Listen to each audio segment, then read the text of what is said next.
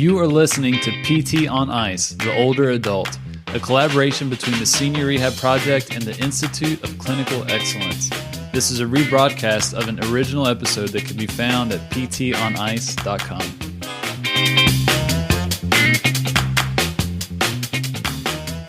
And we're live. Good morning, friends, family of the Institute of Clinical Excellence. Today, we're going to talk about high-intensity interval training and how we can implement that in the older adult population. My name is Dustin Jones, home health physical therapist, one of two faculty member in the older adult division. I'm joined with Christina Previtt, who is on the mic every other week. I'm really excited about the course coming up at the beginning of the new year, but I'll talk about that at the end of today's episode. So, high-intensity interval training. We talk about a lot, I feel, in this circle. It's a very fitness-focused circle, at least with ICE. A lot of people do CrossFit. We talk a lot about CrossFit, and high-intensity interval training is one aspect of that type of training that many of you all practice on a daily basis probably and very familiar with. But when we often think about high-intensity interval training, it's usually with a more active or young population. And I want to make the case that older adults will benefit tremendously, but they may have more to gain from high-intensity interval training than younger individuals. So there's a decent amount of research that's coming out about implementing high-intensity interval training with the older adult population. I want to highlight a couple that were pretty interesting. From out of Florida in 2016 in the issue of experimental gerontology, which I know excites a lot of you all when you see that. There were 51 healthy but sedentary subjects, and they basically, split them up. There was a control group. There was a moderate intensity continuous training group, and then there was a high intensity interval training. And what they used was an Airdyne. So, the bike with the arms, the all extremity ergometer, basically. You could also probably, do the same study with a new step that we all see in skilled nursing facilities. But what they did with the high intensity interval training group, they did 4 by 4 minutes at 90% of a peak heart rate effort. And then the rest periods, they were 3 by 3 minutes. And they did that 4 times a week for 8 weeks. And then the moderate intensity, they just did 32 continuous minutes at 70% of their peak heart rate. And after the 8 weeks, the high-intensity interval training group just crushed it and demonstrated a significant jump in aerobic function, cardiac systolic function, and insulin resistance compared to the other groups. So a pretty substantial difference, even when you use something like an Airdyne bike or, probably something like a new step. And then there's also an interesting study that was in Cell Metabolism, the Journal of Cell Metabolism, that looked at the effect of high-intensity interval training in younger individuals and compared that to older adults. And so they just wanted to see, how do these different groups of people respond to relatively the same stimulus? And the older adults had a more significant response to the high-intensity interval training than the young adults. And that's mind-blowing to me because we often don't view older adults as that adaptable. But man, when you take them through some of these higher intensity activities in a very thoughtful manner, a very safe manner, they respond super well. And it's really encouraging for you as a provider to be able to see such big jumps in some of the functional measures that we'll use, but it's very empowering for the patient to be able to see such a significant change in such a short period of time. So what I want to just talk about today is 3 tips from what I've learned just screwing up with my patients, but having some successes, but then interacting with, a lot of you all, a lot of people in the Senior Rehab Project world, but 3 tips that are hopefully going to be helpful for you to implement this stuff into, the clinic today. So number 1, this is kind of a overarching principle in the world of the Institute of Clinical Excellence, is we have to be very conscious of irritability.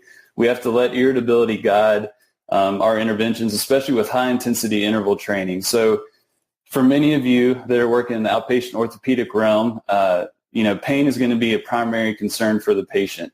As compared to me in home health, I do have patients that are in pain, but a lot of my patients are just generally deconditioned. They're kind of in that frail state. They need to get strong, and they need to have improved conditioning.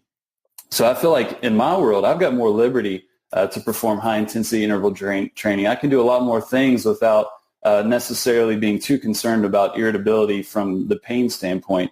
But you all that are working with people with back pain, with knee pain, what have you, you need to be very conscious of that. So I don't want you to, listen to this podcast and just throw someone in this crazy interval workout. Address their pain, address those patients' goals, but know that you can still work around someone's pain. So just because someone may have, some knee issues that they're coming to see you for, you can still implement some type of conditioning or high-intensity interval training. We can adapt.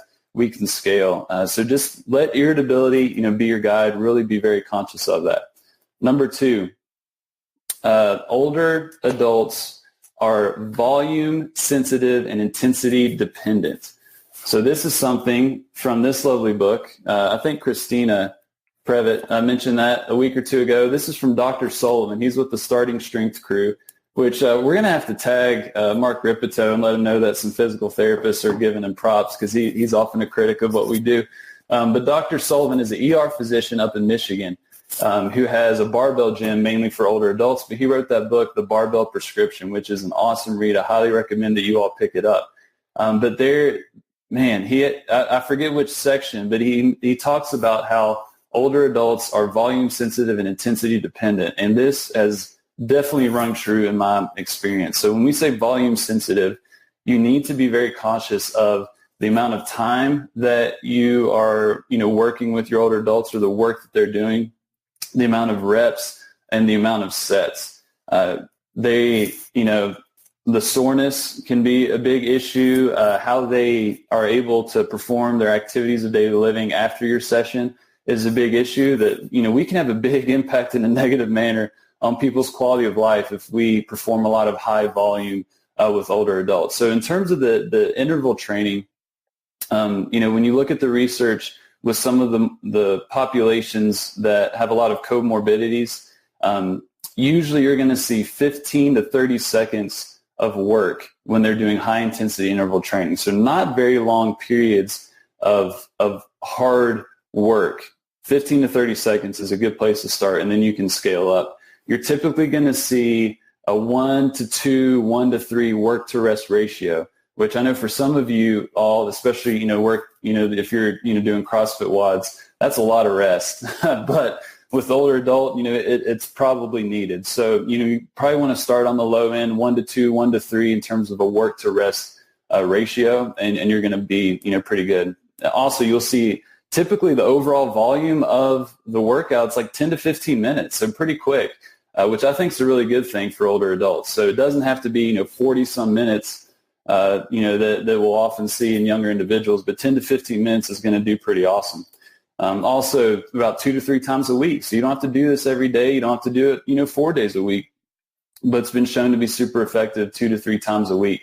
So, I'm in home health. I know this is very different compared to what the settings that many of you all are in, but when I see, 15 to 30 seconds of work, 1-to-2, 1-to-3 work rest ratio, 10 to 15 minutes overall for interval training, 2 to 3 times a week, this makes it very feasible for us to have that within our physical therapy sessions, or to recommend that someone does it, as a home exercise program. So volume sensitive. They're also intensity dependent. So it needs to be an appropriate intensity for these older adults to respond adequately, or to the most that they're capable of responding. So there's a couple ways, with the study that I mentioned with All Extremity Ergometer, they did heart rate. With a lot of the patients that we use are probably on some type of medication that's going to alter their response to exercise. So measuring heart rate may not be the best thing.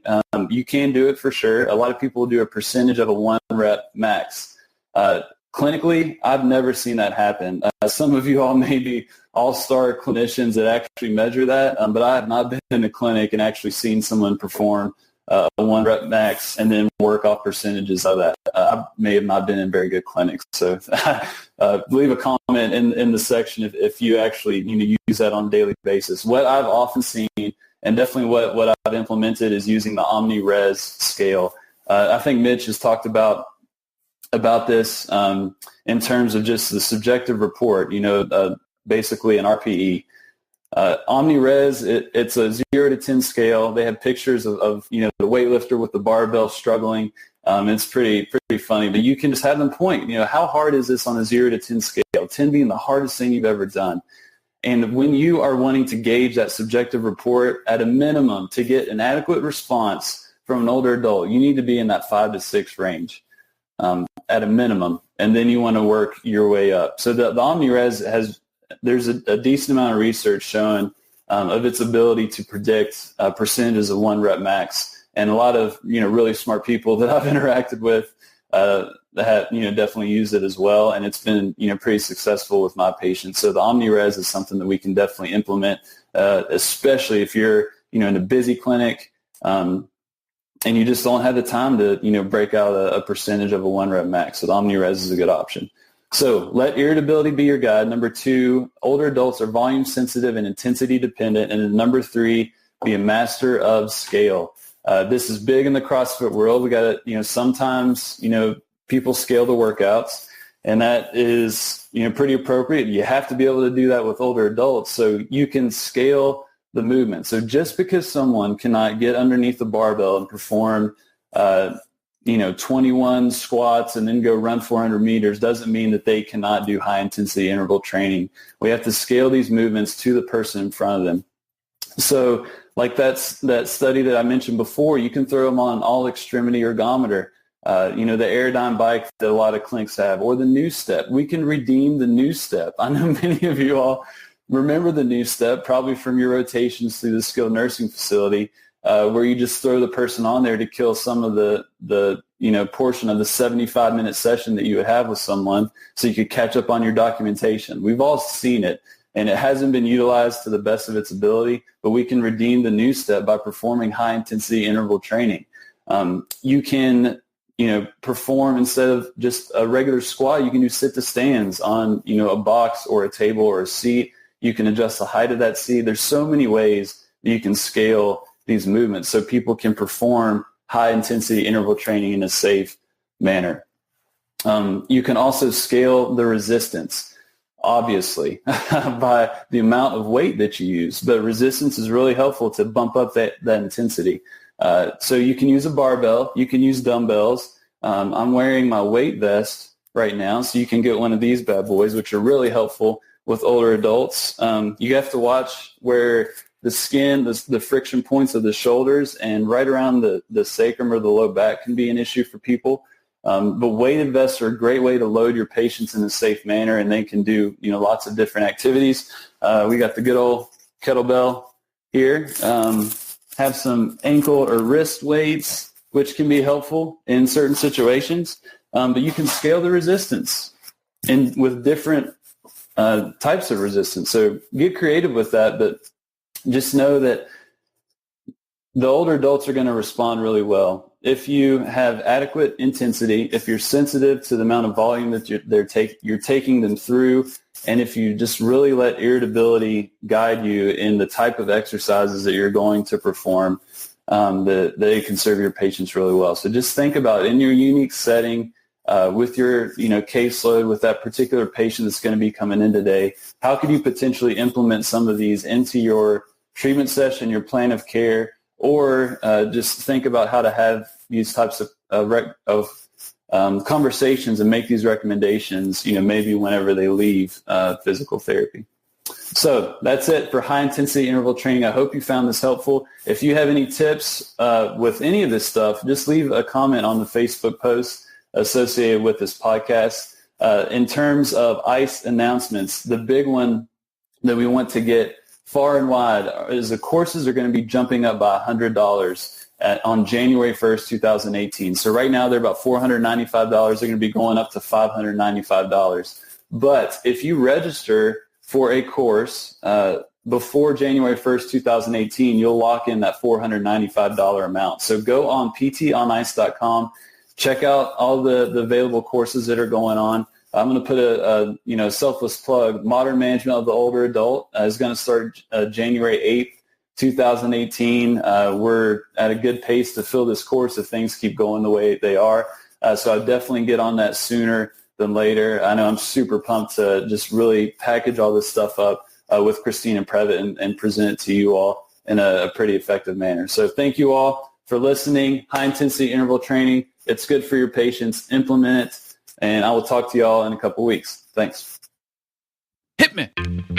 Thank you for listening. And if you enjoyed this episode, go to ptonice.com, click on the courses tab, and check out Modern Management of the Older Adult. This is a course that myself and Christina Previtt are going to be teaching. It's 8 weeks, an online format, interactive, and solely focused on helping students change how they practice and how they work with older adults. For more information, just go to ptonice.com. Thanks.